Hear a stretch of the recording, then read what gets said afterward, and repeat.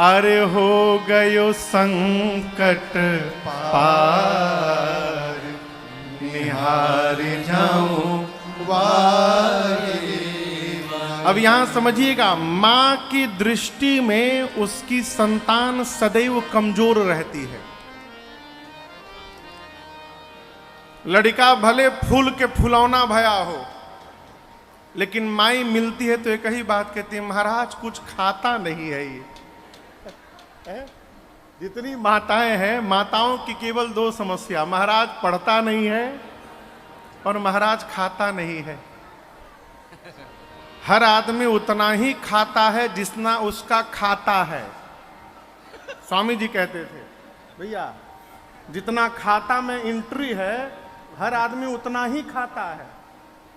बिना खाता के कोई नहीं खाता है।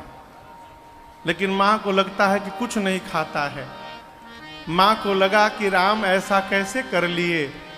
जानी परत गुरु कृपा दृष्टि से, हो गयो संकट पार, निहार जाऊं वारी वारी। भगवान देखिए, जीवन में शालीनता यदि अवतरित हो गई व्यवहार में, तो हम असंभव को भी संभव कर सकते हैं। ये सूत्र याद रखिए।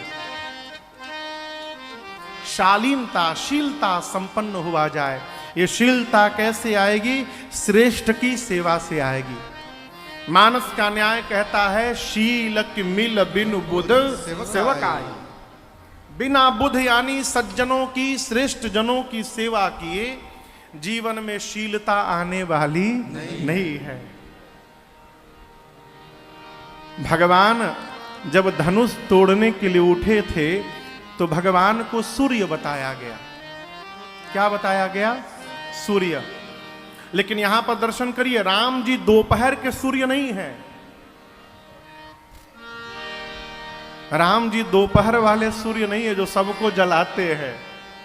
या गोस्वामी जी कहते हैं, उदित उदय गिरिमंच पर, कौन?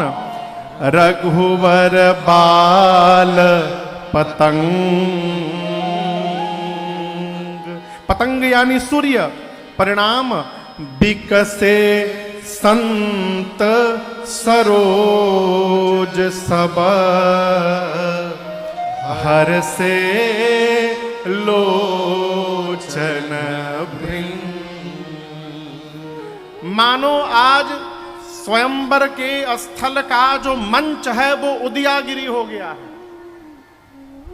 और जिस प्रकार उदयागिरी से भगवान सूर्य नारायण प्रकट होते हैं पूर्व दिशा में, बाल पतंग निकलने वाले सूर्य, लालिमा से संपन्न भगवान सूर्य, उस समय सूर्य भगवान को देखने में जो आनंद प्राप्त होता है, आप उसकी कल्पना नहीं कर सकते है?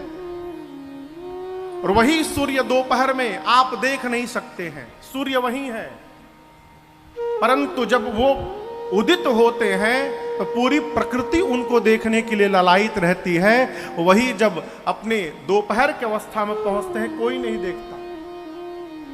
भगवान खड़े भय तो लगा मानो कि मंच रूपी उदयागिरी से बाल सूर्य खड़ा हो गया हो। और जिस प्रकार सूर्य के आने के बाद कमल के पुष्प खिल जाते हैं, वहां जितने संत भाव के, संतत्व से संपन्न जितने मनुष्य थे, जो राजा थे, सब प्रसन्न हो गए, सबके चेहरे खिल गए। और ये आंखों को गोस्वामी जी ने भृंग भवना कहा। जिस प्रकार सूर्य कमल के खिलने के बाद भंवरे लालायित हो जाते हैं, मंडराने रखते हैं, सभी संत रूपी लोगों की आंखें भंवरों की तरह भगवान को देखने लगी हो, सब गदगद हो गए। ये विनम्रता और शीलता का परिचायक है। कथा में बार बार एक निवेदन करता हूं, इस व्यवहार का जीवन में सर्वकाल ध्यान रखा जाए कि समाज में हमारी चर्चा हमारी उदंडता को लेकर न हो, समाज में हमारी चर्चा हमारी शालीनता को लेकर हो। ये श्रेष्ठत्व है जीवन। लोग हमारे विषय में चर्चा करें तो हमारी शालीनता की चर्चा हो। और क्षमा करिएगा, खूब पढ़ाइए बच्चों को। थोड़ा और कठोर बोलूं, किसी के पढ़ाने से कोई पढ़ता उड़ता नहीं है। सब उतना ही पढ़ते हैं जितना जिसको पढ़ना होता है। पढ़ाइए, लेकिन मेरी प्रार्थना है संतान को शील संपन्न पहले बनाइए। पढ़कर बहुत तेज हो गया और जीवन में शालीनता यदि नहीं अवतरित भई तो वो पढ़ाई किसी के लाभ में आने वाला नहीं है। और यदि शालीनता हो गई तो कम भी पढ़ा रहेगा, जहां रहेगा समाज के लिए हितप्रद व्यवहार करता रहेगा, इसमें कोई संशय नहीं है। संस्कार और शील से संपन्न बनाइए संतान को। भगवान ने उस कार्य को किया जिस कार्य को कोई नहीं कर पाया। मैया ने प्रभु को जयमाल पहनाया, सखियां मंगल गीत गाई, न्योछावरी लुटाई, आनंद महोत्सव चल रहा था। इसी बीच परशुराम जी चले आए। बाबा कहते हैं, ते ही अवसर सुने शिव धनु भंगा, ते ही अवसर सुने शिव धनु भंगा, आयऊ भृगुकुल कमल पतंगा, आयऊ भृगुकुल कमल पतंगा। सारे राजा देखी महीप सकल सकुचाने, देखी महीप सकल सकुचाने। कैसे? बाज झपट जनु लवा लुकाने, बाज झपट जनु लवा लुकाने, गौर शरीर भूति भल भ्राजा, गौर शरीर भूति भल भ्राजा, भाल विशाल त्रिपुंड विराजा, भाल विशाल त्रिपुंड विराजा, शीश जटा शशि बदन सुहावा, शीश जटा शशि बदन सुहावा, ऋषभ सकछुक अरुण होई आवा, ऋषभ सकछुक अरुण होई आवा, ऋषभ सकछुक अरुण होई आवा, ऋषभ सकछुक अरुण होई आवा। कल आपसे निवेदन किया, धनुष टूटने की टंकार 3 लोक गई थी। देवलोक, मृत्युलोक और नीचे पाताल लोक तक। उड़ीसा में एक पर्वत श्रृंखला है जिसका नाम है महेंद्र पर्वतमाला। जैसे अपने उत्तर प्रदेश मध्य प्रदेश में विंध्य पर्वतमाला है ना, उसी प्रकार उड़ीसा में महेंद्र पर्वतमाला है। महेंद्र पर्वत पर परशुराम जी तपस्यारत थे। धनुष के टूटने की आवाज कान में गई और ये समझते विलंब नहीं लगा कि ये शिव जी के पिनाक के खंडित होने की ध्वनि है। ऐ आवेश में आ गए। क्यों आ गए? क्योंकि ये धनुष परशुराम जी ही जनक जी के पास रखवाए थे सुरक्षित। परशुराम जी के पास पहले से एक भगवान श्री हरि का धनुष है अजगौ। एक आदमी दो दो धनुष लेके कैसे चलेगा? तो शिव जी के पिनाक को वो जनकपुर में जनक जी के पास रखवा दिए। हमारी अमानत आप रखिए, हम बाद में लेंगे। समझ में गए कि पिनाक खंडित हुआ, क्रोध अवतरित हुआ, चले वहां से। स्वरूप का वर्णन बड़ा अद्भुत किया है। पूरे शरीर पर भस्म का लेपन है, गोरा शरीर है, सिर पर जटाओं का मुकुट है, विशाल ललाट पर त्रिपुंड शोभायमान है। ये ललाट जितना विशाल होता है, ये भाग्य का उतना सूचक होता है। भगवान ने जितना ललाट दिया है वो दिखाई पड़े। किसी का बाल उड़ जाए उसका बात नहीं कर रहा हूं मैं, फिर तो यहां से लेकर ललाटे ललाट है। हमारे पंडित जी को देखिए, पंडित जी को देखिए, बाल रहे और जितनी ललाट है वो दिखाई पड़े, ये भाग्य सूचक है। विशाल ललाट पर त्रिपुंड शोभायमान है। क्रोध के कारण चेहरा तनिक लाल हो गया है। रिस बस कछुक अरुण होई आवा। जैसे परशुराम जी आए, जितने राजा सभा में थे, इनके आने के पहले राजा आपस में मंत्रणा कर रहे थे कि केवल धनुष तोड़ने से विवाह थोड़ी हो सकता है। हमारे रहते इस कन्या के साथ विवाह कौन करेगा, देखते हैं हम। पकड़ो, मारो, बांध लो, सब गरज रहे थे। जैसे परशुराम जी पहुंचे, सब राजा अपना अपना धनुष बाण छिपा के लाइन लगा लिए। किसके आगे? परशुराम जी के आगे लाइन लगा के लगे करन सब दंड प्रणाम। अपने अपने बाबूजी का नाम रख के सभी राजा दंडवत करने लगे। हम उन्हीं की संतान हैं, बाबा जी कृपा रखिएगा हमारे ऊपर। प्रणाम करके सारे राजा जाकर किनारे खड़े हो गए। आपस में चर्चा करने लगे। हमको पता रहता कि ये भी यहां आने वाले हैं, हम अवश्य यहां नहीं आते। आके फंस गए। विश्वामित्र जी जाकर परशुराम जी से मिले। राम लक्ष्मण जी को मिलाए और दर्शन करिए। राम ही चिताई रहे था कि लोचन। क्यों? रूप अपार मार मद मोचन। परशुराम जी ने जैसे मेरे रघुनाथ जी को देखा, आंखें थकित की थकी रह गई। भगवान आनंद के समुद्र है हो, जो एक बार निहार लेगा उसको आनंद में गोता लग जाएगा मन का, और वो फिर बाहर निकलने वाला वहां से नहीं है। क्या अद्भुत अलौकिक सौंदर्य। परशुराम जी देख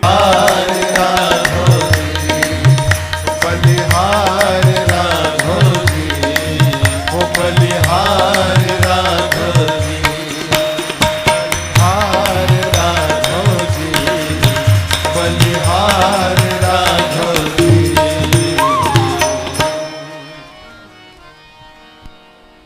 पीछे देख रहे हैं। इस जुगल जोड़ी पर जाऊं मैं, इस युगल जोड़ी पर जाऊं मैं, न्योछार राघव जी, बलिहार राघव जी। श्री परशुराम जी ने मेरे रघुनाथ जी को देखा तो आंखें देखती रह गई। रूप अपार मार मद मोचन। रूप स्वरूप कैसा है, अपार है। मार यानी कामदेव, कामदेव का नाम है मार। मार मद मोचन यानी कामदेव को, अभिमान को चूर्ण करने वाला ऐसा सौंदर्य मेरे रघुनाथ जी का, अपार सौंदर्य। परशुराम जी देखे तो आंखें जाकर जम गई। जनक जी महाराज आकर मिले, तब ध्यान हटा भगवान से। परशुराम जी ने पूछा, जनक तुम्हारी इस राज्यसभा में इतने राजा क्यों एकत्रित भय हैं?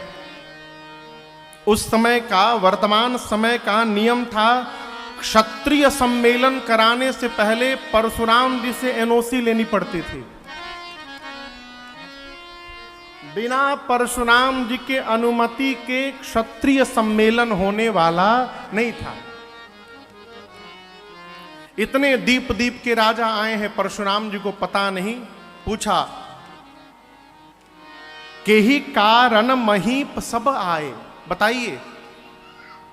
जनक जी ने पूरा वृत्तांत सुनाया, और जैसे पता चला कि शिव के पिनाक को स्वयंवर में रखा गया था, और टूटे हुए खंड पर जैसे दृष्टि गई, ये परिस्थिति उत्पन्न भई मानो किसी ने भभक्ति अग्नि में घी झोंक दिया हो।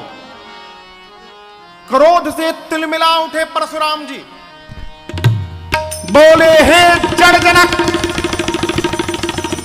निकाल करके बाहर करो जिसने तोड़ा है, नहीं तो जहां तक तुम्हारी राजसत्ता है वहां तक की धरती पलट दूंगा। भी पूरी राजसत्ता समाप्त हो जाएगी।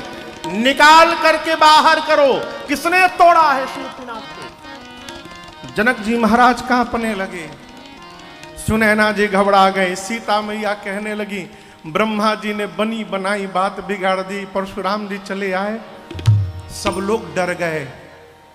वहां जितने राजा आए थे जिनसे धनुष हिला नहीं था, वो राजा अपने बगल के राजा से बोलने लगे, तुमको क्या लगता है हम तोड़ नहीं सकते थे? हमारे में बल नहीं था। हम जानते थे कि टूटने के बाद ये बवाल होने वाला है। ये हमारी दूरदर्शिता थी, हम पहले ही भांप लिए, इसलिए गए नाटक करके चले आए। तो बगल वाला कहता, हम क्या सही में तोड़ने गए थे क्या? हम भी नाटक ही कर रहे थे, कौन आफत में पड़े। सब डरे हुए हैं। और याद रखिएगा, जीव के भय को समाप्त करना भगवान को छोड़कर दूसरा कोई नहीं कर सकता है, ये भगवान ही करते हैं।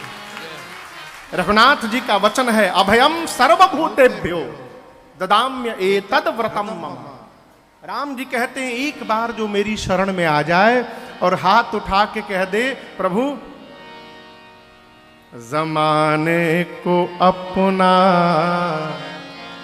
बना कर तो देखा। प्रभु उस जमाने को अपना बना करके देख लिया, अब आपको अपना बनाने के लिए आया हूं। प्रभु हम आपकी शरण में आ गए हैं। राम जी कहते हैं, शक्रदेव प्रपन्नाय तवास्मिति च याचते, मैं अभयम सर्वभूतेभ्यो ददाम्य एतत् व्रतम मम। ये मेरा व्रत है। एक बार जो शरण में आके कह दे मैं आपकी शरण में हूं, पूरे संसार में उसको निर्भय बना देता हूं, ये मेरा वचन है। जब सारे लोग भय से ग्रसित हो गए तो सबके भय को समाप्त करने के लिए भगवान स्वयं आगे बढ़ गए। परशुराम जी से जाकर भगवान ने इस बात को कही। क्या कही, कैसे कही, दर्शन करिए। भाषा से अभिमान का दर्शन होता है। किससे होता है? भाषा से। अपात्र को जब प्राप्त हो जाता है तो अभिमान हो जाता है। अच्छा आप बताओ, 5 लीटर जगह है और 6 लीटर आ जाएगा तो क्या होगा? बाहर गिरने लगेगा।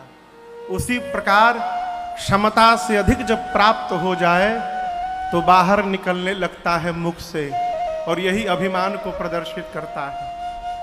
हमारे पूज्य महाराज श्री सीधा सूत्र बताते हैं, बाबू जिस बात का प्रचार करना पड़ रहा है, इसका अर्थ है हम उसकी पात्रता नहीं रखते हैं। जिसकी पात्रता होती है उसका प्रचार नहीं होता। और यदि खोल के आपको सुनाऊं तो यदि कोई करोड़पति आदमी जिसकी कुल संपत्ति 1 करोड़ की हो कम से कम, वो यदि आदमी 5,000 10,000 का साइकिल लेगा तो फेसबुक पर पोस्ट नहीं डालेगा कि हम साइकिल खरीदे हैं, ओके चाबी पकड़त नहीं डालेगा। क्यों? वो जानता है कि मैं अपनी क्षमता के अंदर लिया हूं। लेकिन सामान्य नौकरी करने वाला लोन लेके तिकड़म लगा के कहीं से कोई गाड़ी ले लिया तो नौकरी से छुट्टी ले लेके और 1 महीना सब हितई घूमेगा। हाँ। सब रिश्तेदारी जाएगा, जाकर बैठेगा और बाद में कल ही लिया हूं, हाँ 25 लाख की गाड़ी है, कल ही लिया हूं। बड़ी दिक्कत हो रही थी, कहा बताए अब आपको हम, लोग जाने, सीधा समझिए।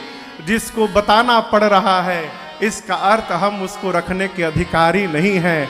अधिकारी होंगे तो बताने की आवश्यकता नहीं होगी। हमारे चाचा कहते हैं, बाबू पुष्प में यदि सुगंध होगा ना तो पास से गुजरने पर पता चलेगा, और जिसको नाक में लगाकर सुंघाया जा रहा है इसका मतलब नकली सुगंध है, असली सुगंध नहीं है। भाषा सब बताती है। राम जी गए परशुराम जी के सन्मुख और आप भगवान की भाषा देखिए, क्या बोले? नाथ शंभु धनु भंजनिहारा।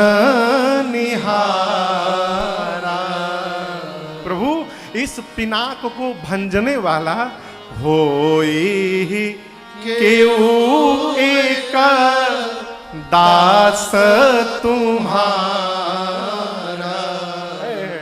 मेरे रघुनाथ जी ने कहा, प्रभु इस पिनाक को भंजने वाला आपका कोई दास होगा। अब इसके भीतर प्रवेश यदि करिए तो रघुनाथ जी कहना चाहते हैं, प्रभु इतना बड़ा कार्य बिना आपके आशीर्वाद के संभव होने वाला नहीं है। आपका आशीर्वाद किसको मिलेगा? तो जो आपका दास होगा उसको मिलेगा। तो ये आपके किसी दास ने किया, ये निराभिमानिता का सूचक है। जीवन में जब जब ये मान के रखिएगा कि हम नहीं कर रहे हैं, हमसे कराया जा रहा है, अभिमान नहीं हो पड़ा। इतना कहने के बाद रघुनाथ जी बोले, कहिए क्या आज्ञा है इस राम को? लेकिन क्रोध की अवस्था में सहज वाक्य भी समझ में नहीं आता है। भगवान के शब्द परशुराम जी के समझ में नहीं आए। बोले, राम कहते हो कि दास ने किया है, सेवक ने किया है। सेवक वो जो सेवा करता है, सेवक सो जो करे सेवकाई। जिसने पिनाक तोड़ा है वो सेवक नहीं, सहस्त्र बाहु के समान शत्रु है मेरा। शीघ्र निकाल करके बाहर करो, न तो मारे जय हहीं सब राजा। भैया कैमरा के आगे से झुक के आइए, जाइए, उसमें फोटो आ रहा है।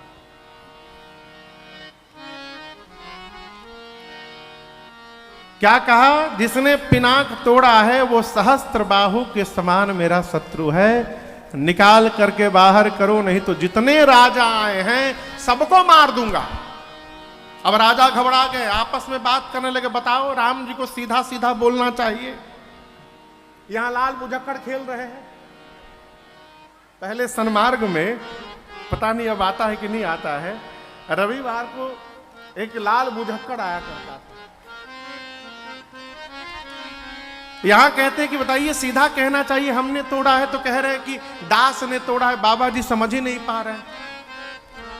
अब परशुराम जी आवेश में, लक्ष्मण भैया समझे कि जिस भाव से बाबा जी पूछ रहे हैं, हमारे भैया उस भाव से उत्तर नहीं दे पाएंगे।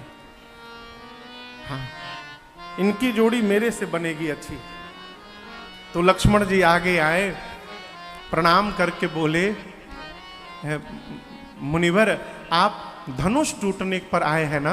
धनुष टूटा उसके बाद। लेकिन ये बताइए, बचपन में मैं रोज एक धनु ही तोड़ता था, बहु धनु ही तोड़े लड़काई, लेकिन आज तक आप किसी धनु ही के टूटने पर नहीं आए। इसी धनुष पर इतना प्रेम क्यों आपका जग गया कि आप चले आए? अब लक्ष्मण जी बोले, ये बड़ा आदमी बोले तो समझ में भी आए, छोट लड़का आकर ज्ञान उपदेश देना तो बर्दाश्त नहीं होता है।